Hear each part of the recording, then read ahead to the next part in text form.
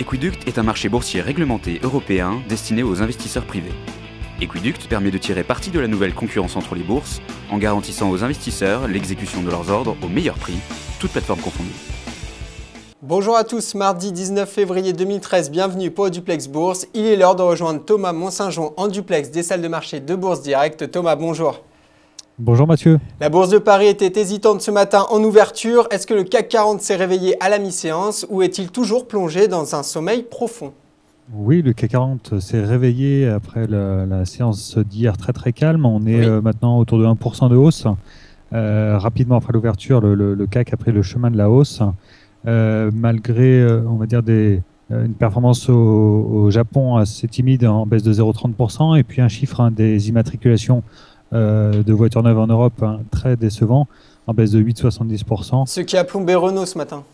Alors oui, même si Renault s'en sort quand même un petit peu mieux que Peugeot sur ces statistiques, notamment avec un petit réveil de Dacia, donc ils sont en recul de 5,6% sur le mois de janvier, contre 16% pour Peugeot. Le marché semblait quand même vouloir saluer les notes positives et puis jouer peut-être l'indice ZOO sur l'Allemagne qui a été publié à 11h, qui est sorti supérieur aux attentes à 48,2 et donc le marché a bien fait, il est maintenant en hausse de 1%. Et quels sont les supports et les résistances à surveiller aujourd'hui? Alors on a cassé première résistance à 3674, on teste 3710 à l'heure actuelle, qu'il faudra vraiment passer en clôture pour viser 3773. Support maintenant à surveiller 3635 avant 3589. D'accord. Du côté des valeurs, maintenant parlons de Danone qui a publié de bons résultats pour 2012. La consommation en Europe n'est pas bonne, mais l'entreprise a été portée notamment par les pays émergents. Avez-vous d'autres éléments qui expliqueraient la hausse de ce matin? Alors effectivement, résultat de Danone ce matin, les résultats sont globalement quand même conformes aux attentes.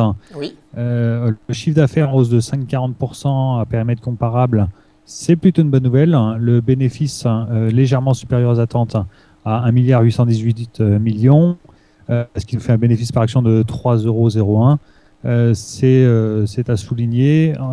Parallèlement, on avait une génération de free cash flow positif en hausse de 11,40% que les investisseurs saluent actuellement avec la hausse de 4,5% du titre. Pour resituer un petit peu le groupe, donc c'est le numéro 1 mondial sur le produit laitier, numéro 1 mondial également sur les produits infantiles. Ils ont un peu plus de difficultés dans leur division eau minérale. Mais on s'aperçoit que le recentrage produit qui s'opère donc vers les produits laitiers et les produits infantiles à plus forte marge porte ses fruits.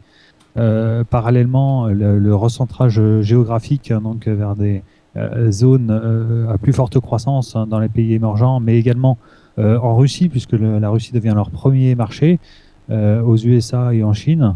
Donc tout ça fait que les résultats sont salués ce matin par les investisseurs. Il faut savoir qu'en termes de PER, Danone se paye 17 fois les bénéfices 2012 et 16,7 fois les bénéfices 2013 attendus. C'est assez comparable avec les Nestlé dans le secteur. Oui. Donc même si c'est une entreprise qui se paye entre guillemets relativement cher par rapport à d'autres entreprises dans le secteur, c'est normal. Il y a eu également un plan d'économie qui a été annoncé ce matin de 200 millions d'euros par an.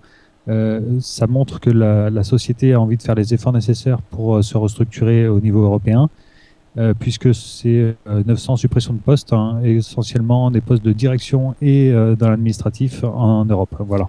Donc un contexte difficile en Europe, mais une stratégie saluée avec le recentrage produit et sur les bonnes zones géographiques. Donc c'est une valeur à suivre en 2013. Parlons maintenant du titre TF1 qui est également en hausse ce matin. Nance Paulini, qui est actuellement le PDG, devrait être reconduit pour 3 ans. Le titre, donc je le disais, par conséquent, hausse ce matin. Pouvez-vous nous faire l'état des lieux de ce titre qui, par ailleurs, publie des résultats ce soir comme M6? Alors effectivement, on a une double publication ce soir dans le secteur, puisque TF1 et M6 publieront après clôture. Il faut savoir que les résultats sont attendus en baisse. On attend des commentaires prudents de la part des deux sociétés puisque le marché de la publicité est relativement difficile dans le contexte actuel. C'est le nerf de la guerre pour ces sociétés de l'audiovisuel. Le secteur de la publicité devient extrêmement concurrentiel et l'émergence de nouvelles chaînes et la concurrence TNT et aussi de nouvelles chaînes, fait souffrir ces gros intervenants historiques. Pour ce qui est de la publication, on attend ce soir donc des résultats en baisse. On attend aussi des prévisions. La structure des deux groupes n'est pas du tout la même, puisque sur TF1, on devrait avoir une contraction de l'activité, mais une amélioration des résultats à attendre sur 2013. À l'inverse, pour M6, on pourrait avoir une stabilité, j'allais dire, des ventes, mais en revanche, les résultats devraient continuer à se dégrader. Donc, les deux sociétés ne boxent pas dans la même catégorie. En termes de PER sur 2013, cela devrait se rééquilibrer et on devrait atteindre de l'ordre de 13 pour les deux sociétés. TF1 a du mal à retrouver des grandes émissions incontournables dans ces créneaux phares. Avec la M6, concurrence notamment de la TNT. Oui, tout à fait. Et M6 pâtit vraiment de la concurrence, peut-être encore un peu plus que TF1 sur des émissions de télé-réalité, etc. Donc, à suivre dans les résultats et dans les commentaires des deux PDG. Très bien, partons maintenant pour New York. Wall Street avait clôturé vendredi dernier de manière très calme. Est-ce que cette semaine, des statistiques et des résultats vont être publiés et vont donc porter la bourse new-yorkaise ? Alors, effectivement, c'était férié hier soir à Wall Street pour President's Day. Aujourd'hui, donc, l'indice va rouvrir. On attend comme indice NAHB, donc les promoteurs et constructeurs immobiliers. Ce sera une semaine assez chargée sur les indices immobiliers, puisqu'on aura aussi les mises en chantier et les permis de construire à venir cette semaine. Pour ce qui est des résultats des sociétés, on attend dès ce soir après la clôture, avant des gros résultats dans la distribution, et notamment Walmart et Home Depot qui devraient publier jeudi. Donc ça devrait marquer la fin des grosses publications des grosses sociétés aux États-Unis.